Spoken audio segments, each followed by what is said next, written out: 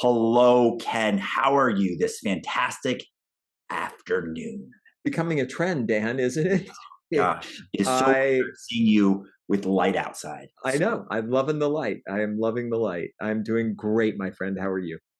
Well, I am great other than that when it's light outside, I need maybe some powder for my forehead because the sun is reflective off of my forehead, you It's know? tough for you vampires. I understand. It's Yeah. rough. I know I you're a feel nighttime guy. I feel like Ken, you need to hypnotize me. What is this all about? Well, I hope we're going to talk about hypnosis, the difference it can make in people's lives, and why somebody might want to engage a person who is qualified in hypnotizing somebody else, what kind of problems they'd want to break through, and how it can help. And Dan, rumor has it, you're that person.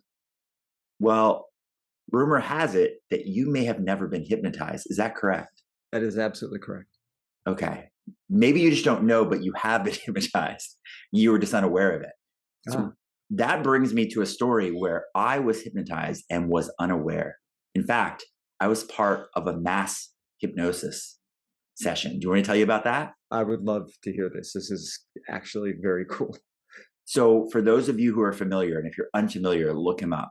Gentleman named Tony Robbins. A lot of people give him credit for starting out kind of the whole life coach movement, right? Takes a lot of stuff that he learned from other people, like Jim Rohn, who's very famous. He worked for him.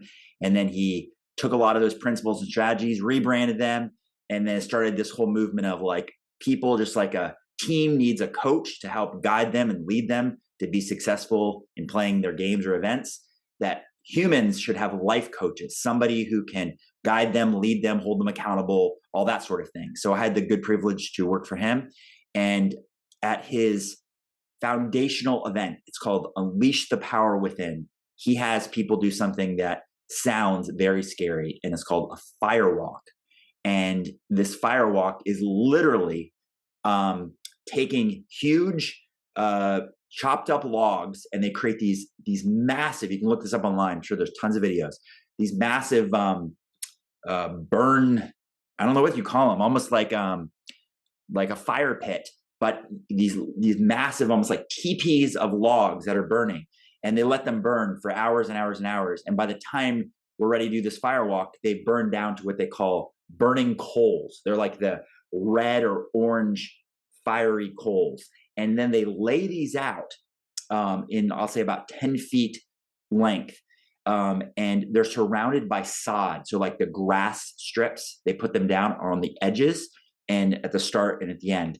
And so literally the participants in the event have probably spent 10 plus hours getting ready to do this firewalk. And that is the culmination of day one. Is we go outside with thousands of people, however many at this event, and one by one you get in different lines. There's a lot of these little fire pit rows or whatever, firewalk rows, and you walk across them. So when I went through the experience, I had no idea that was what was actually happening. Was there was a mass hypnosis going on, and I only discovered this later when I was hypnotized for the first time. Because when I was hypnotized for the first time, I was reflecting back on what Tony was doing to this entire audience, and the sequence he was taking them through mentally, and closing their eyes and relaxing their mind and conditioning certain thoughts or phrases and things like that. And I was like, oh, he is just using hypnosis as the tool to help lead these people. He's just not describing it or using the label of hypnosis to do it. So that, I would say, was my first time being hypnotized. And that's why I say, maybe, Ken, you were hypnotized, but you didn't even know it. Is that possible? It is possible. So I think what would be really cool is like for you to define for people who are watching or listening what hypnosis is, because my stereotypical thinking about it is like from sitcoms. Somebody gets hypnotized and all of a sudden they're, walking around clucking like a chicken, or they're doing crazy stunts or antics, and then they snap their fingers again. The person has no recollection of what just happened. They can't understand why they're dressed in feathers. And that to me is like the sort of the common label that hypnosis has gotten. But I suspect it's probably something more subtle than that, and something that isn't really on the comical side per se. So how would you describe what hypnosis is so that people can maybe have a better understanding? So hypnosis is simply a naturally occurring brainwave state that every human who goes to sleep will experience twice a day. You pass through it right before you fall asleep, and you pass through it right as you come out of sleep to become awake. And the brainwave state is typically associated with alpha brainwaves, and then also a little bit of theta brainwaves. And so if you look those up, there's various brainwave states. And right now we're very awake and aware, hopefully. Hopefully you're not sleeping or in hypnosis as you're listening to this. And what commonly relates to people that shows that they've been in this brainwave state before would be if you were not going to sleep on purpose. So meaning you may have been in a chair or something or couch and you start to doze off, right? You're just really tired. Your eyes start to shut. You almost start to dream. And then something happens outside of what just like, it might be like a phone vibrating, someone saying words, a song, something happens. And for a moment, you think that's happening in your dream. And then you open your eyes and you realize, oh, that's actually happening in real life, because you weren't realizing yet that you weren't asleep yet. You were perfectly in that hypnosis state. You were in that brainwave state where you could both pay attention to what's happening in the real world, but also you're in your own mind. Like you're starting that imagination dream process. And how that's different than what people would call sleep is that if I walked up to somebody while they're sleeping and I just started talking to them and say, Ken, I want you to imagine this, picture this, pretend this is happening, I wouldn't be able to guide your dreams at all. You are completely in your own mind, right, at sleep, and you have no ability to pay attention to what's happening on the outside, unless I got really loud, and then I would literally just startle you out of sleep, right? But if I was not intending to startle you out of sleep, I was just speaking in a low-toned voice, right, and allowed you to remain asleep, there would be no influence I could make on you while you're asleep. Even though people have tried that, little tangent is people have tried subliminal tapes, right, or recordings that they would listen to while they're sleeping, and they would hope that that would sink in while you're sleeping. It will not. But where it will have an impact would be if you were maintaining that perfect state of relaxation, that alpha slash theta brainwave state, where you could, your conscious mind has an awareness of what's happening. Like it can be influenced by words and things that are happening outside while you're in your own mind. You're able to picture, imagine, or pretend what's being told to you on the outside.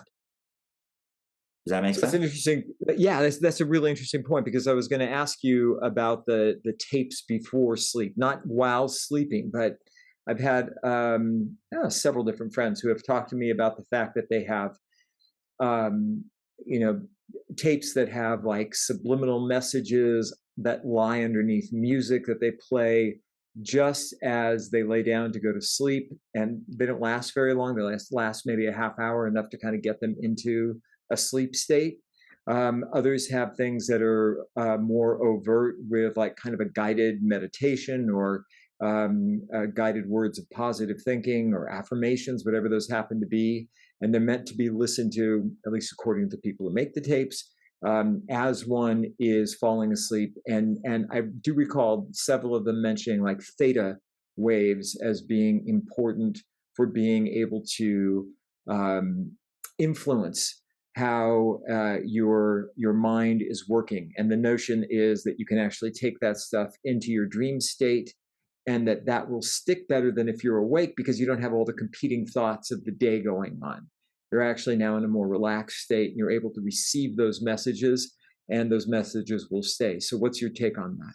So I utilize something called binaural beats, and it's simply a rhythm to the way literally a beat is, and some other like sound patterns that are supposed to help influence or add on to helping you get into that brainwave state and maintain that brainwave state. So going back to what you're saying for subliminal or recordings you could listen to, um, this is my opinion, and I think this would be supported by other people who might study this, would be that it will work, because just like I said, as you're crossing over into sleep, falling asleep, you will pass through that very, like the hypnosis brainwave states, and that will absolutely have an influence on you. The best way I could describe it would be, everyone kind of heard that you have two minds. You have your conscious mind, right, that we're in right now, and then you have your subconscious mind. Well, for something to enter your subconscious mind,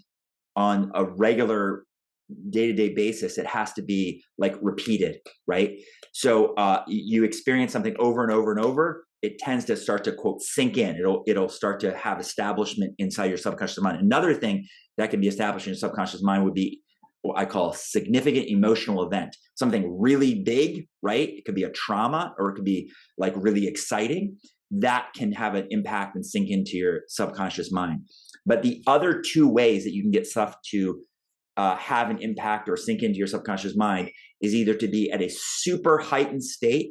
So this would be like people describe high intensity interval training, right? Like getting your heart rate up, you're sweating a lot. And if certain things you might listen to or say to yourself in those states will have an impact on your subconscious mind. The other one is the exact opposite extreme, which is these brainwave states that a hypnotherapist could induce, could lead you into. And so by helping you be there, right, like naturally, just like attempting to go to sleep, you're going to pass through this brainwave state. And what they describe it as is we're bypassing the conscious mind. And now whatever is said in these moments, whether it's on a recording or through a hypnotherapist or someone speaking to you, will just sink in directly. It's accepted by the subconscious mind. They describe this metaphorical barrier between the conscious mind and subconscious mind as the critical mechanism, because anything, the same exact words or told to imagine or picture something in conscious awareness has this like BS meter, this critical mechanism. Its job, based on like being a cave person, is there to protect you. It's like, are you sure? Does that make sense? Is that really true? It's like really trying to challenge what's being said in order to quote protect you. And so we can bypass that critical conscious mind by either being in that super heightened state or being in those brainwave states. And you can just naturally do it exactly what these people want. You can naturally do it by just laying down in a bed, because you're relaxing your body and you're relaxing your mind by just like attempting to go to sleep or relaxing so much that these things that are said, we're bypassing that critical mind and the subconscious mind can accept them. What ends up happening though is, without an attempt to keep you awake, you'll just cross into sleep, and then whatever's said after that won't be accepted or even heard by the subconscious mind. So that's a question that I have. If it's a few minutes, I don't know what the amount of times I tend to fall asleep pretty quickly. Mm-hmm. So if it's a few minutes and someone's listening to something like this, listening to a tape, like what's the efficacy of that? If you're doing it on a regular basis, but it's 2-3 minutes or 5 minutes, before you're off in dreamland, is that going to be enough to actually affect any kind of change that'll be noticeable? Or is this something like, from your experience, where this is really best done in a hypnosis session that lasts, I'm guessing, 20 minutes, 30 minutes more, something like that, where you actually have a period of time to influence the mind, as opposed to leaving it to chance based on the amount of time that it takes a person to fall asleep? So you're asking the right questions, because what I've put together, and again, I just took what I've learned from other people and kind of put the pieces together and asked similar questions, is I create for my clients what's called a morning session. And so because as you wake up, you cross right through this brainwave state that's called hypnosis. As you wake up, then that is a perfect time. It's almost like your brain is primed, right? It just came right out of that brainwave state. So if I can get you right back into it, it goes back really quickly. So instead of doing it as you fall asleep, just flip it. Do it as you cross through that, as you wake up. So all I encourage people to do is I make a recording for them, and they will, wake up, use the restroom probably, come back, put their headphones on, lay back down. And just like people can go to sleep after, let's say, using the restroom or waking up off of something and just go right back to sleep, it's the exact same thing. But this time I make sure that the way this is recorded is I'm not allowing you to go to sleep, not allowing you. I'm making sure that I'm maintaining you or sustaining you in this brainwave state. So now, as the quote suggestions, they call them, these things that are stated to you that we want to sink into your subconscious mind, they're going to be meaningful. It's going to work. And what I encourage people to do is let's repeat it, right? It's like building a mental muscle. So what if we just do this every morning? Well, eventually these things that we're trying to encourage or have become solid in our subconscious mind will build over time, just the compound effect of doing it every single morning in that state. So is there a gain to be had in doing something like that on a regular basis and coupling with doing that during the day in a conscious state of mind? Can they build on each other? Can they benefit each other if you pair those together? Yes. In fact, for athletes, so I need to clarify a term first, and this is semantics, but Tony Robbins came up with this. So everyone's heard of an affirmation, right? And there's the old Stuart Smalley skit from Saturday Night Live. He'd say, I'm good enough, I'm smart enough, and gosh darn it, people like me. And they were kind of making fun of affirmations, right? Like you look in the mirror and you say these things. And to be real, affirmations, quote, don't really work. Why? Because we say them in the conscious world and our critical mechanism goes, BS, right? Like, so if you tell yourself you're good enough, but your subconscious mind believes you're not good enough, then it calls BS when you say it out loud, right? In the conscious awareness. So to answer your question is, what we would then create would be, instead of affirmations, we create what's called incantations. Again, semantics, but the difference is what Tony Robbins defined it as: if you say it in that heightened state of awareness up here, or in this lower state of frequency, right? Like these brainwave states that are called hypnosis, then they're going to actually work. They're going to be effective. Where an affirmation is not effective because it's said, quote, in a normal conscious awareness. So now how do we couple them together is, in the morning session that I help record for people, I have them create incantations, same things, affirmations, but we're using them in this brainwave state. Now, what we do is I lead them into hypnosis called an induction,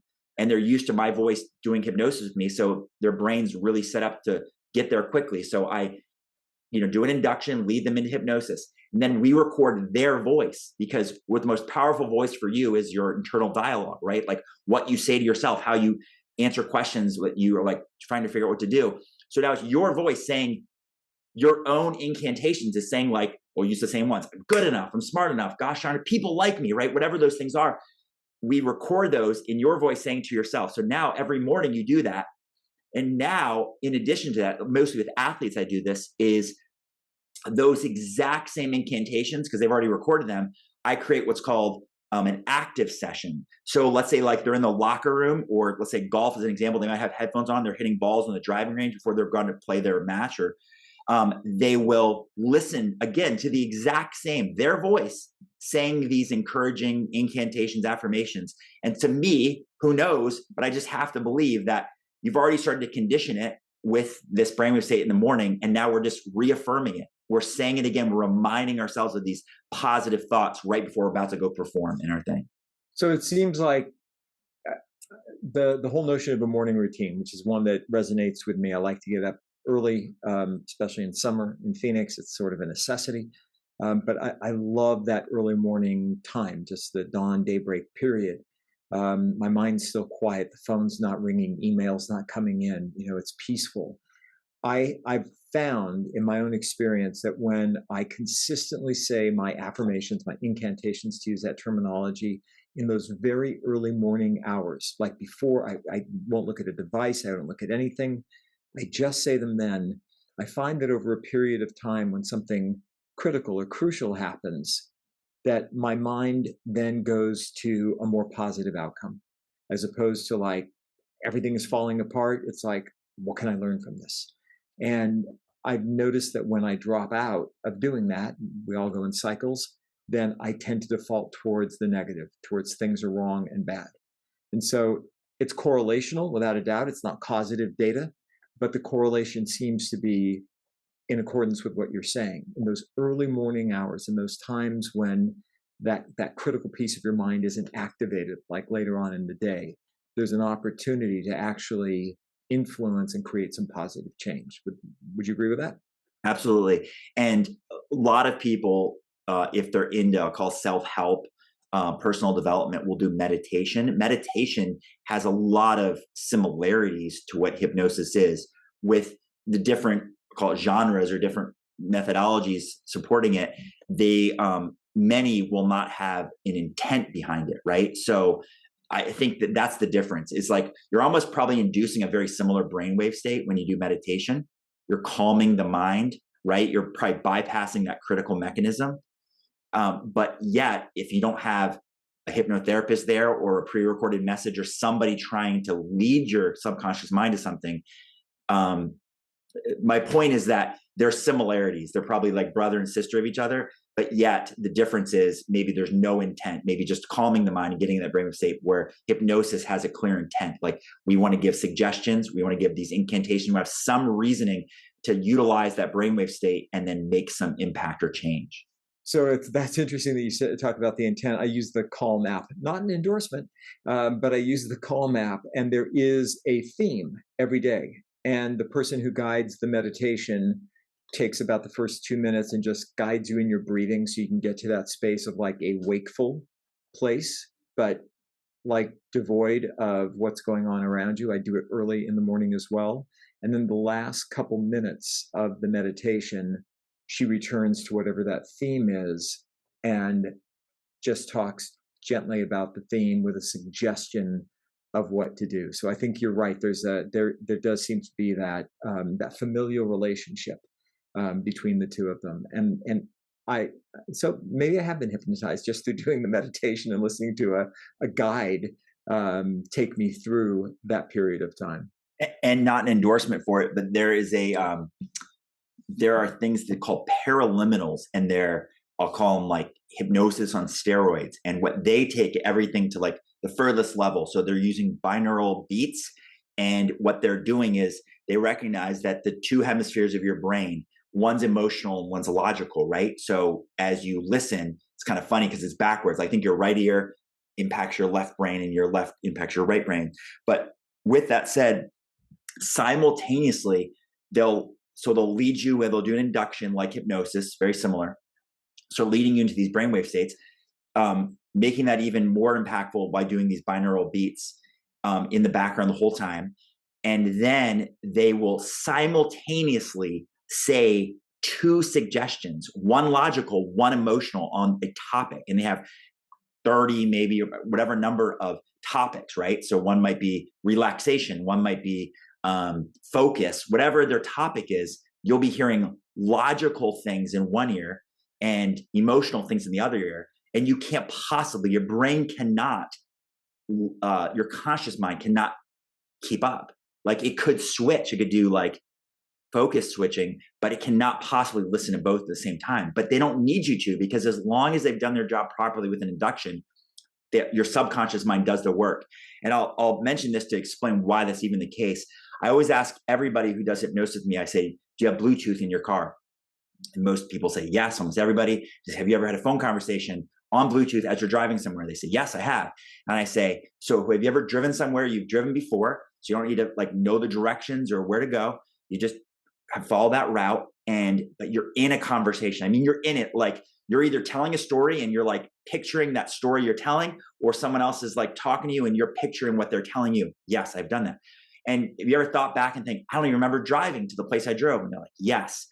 And I say, that is because you have enough experience driving where it's entered the subconscious mind. So habits, when they reach that fourth stage of learning, unconscious competence, they have the ability to do it unconsciously or subconsciously, right? You don't need to think about like how to press pedals or steer or stop or whatever, turn.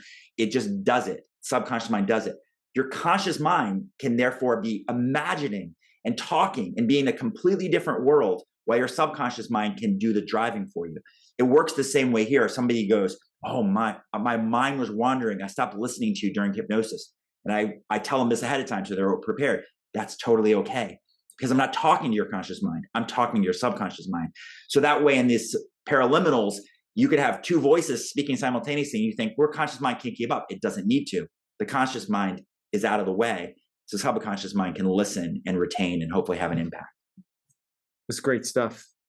Dan, thanks for sharing the expertise that you've got on this subject. I hope everybody who's been listening and watching today has found value in it. And if you have, please subscribe and please spread the word and share this podcast with your friends.